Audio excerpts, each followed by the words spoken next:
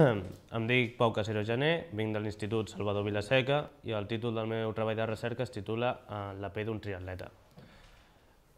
Una vegada dit això, vaig escollir aquest tema perquè, primer que tot, jo soc un amant incondicional de l'esport, m'encanta, practico diferents esports com el bàsquet, la natació, sortir a córrer, i això em va incitar a fer un triatló.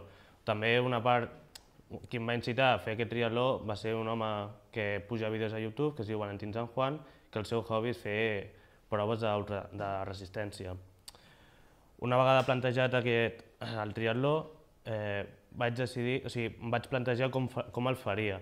Primer que tot em tenia que fer un calendari amb el qual organitzaria les proves que entrenaria cada dia i la que vaig decidir que la natació seria la prova que més entrenaria, ja que jo li tenia por a l'aigua, una certa por perquè era una prova que mai havia entrenat prèviament.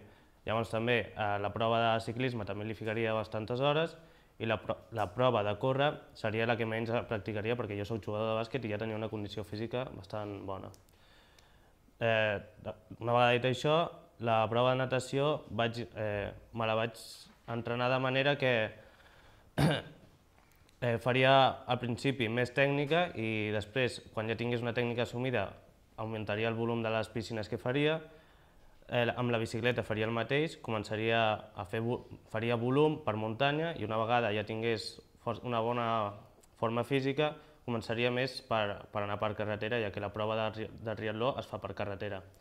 I per últim la prova de córrer aniria de menys a més volum al pas dels entrenaments. Una vegada fet la competició, les conclusions, al cap d'uns dies em van arribar els resultats i les conclusions que vaig treure és que la natació, que era la prova que més por li tenia, però que també la que més vaig entrenar, vaig obtenir uns resultats bastant bons. Després, a la prova de ciclisme, vaig tenir uns resultats molt bons, encara que ja va haver-hi pluges, i això em va alentir aquesta prova. I vaig fer un resultat no tan bo com m'esperava, però sí, encara dins dels paràmetres. I per últim, la prova de córrer, que va ser una prova on vaig tindre càrregues musculars al principi, vaig tenir que parar uns segons per estirar i una vegada estirat ja vaig acabar la carrera i bé, vaig tenir uns resultats molt bons. I dit això, si algú té algun dubte, doncs moltes gràcies per la vostra atenció.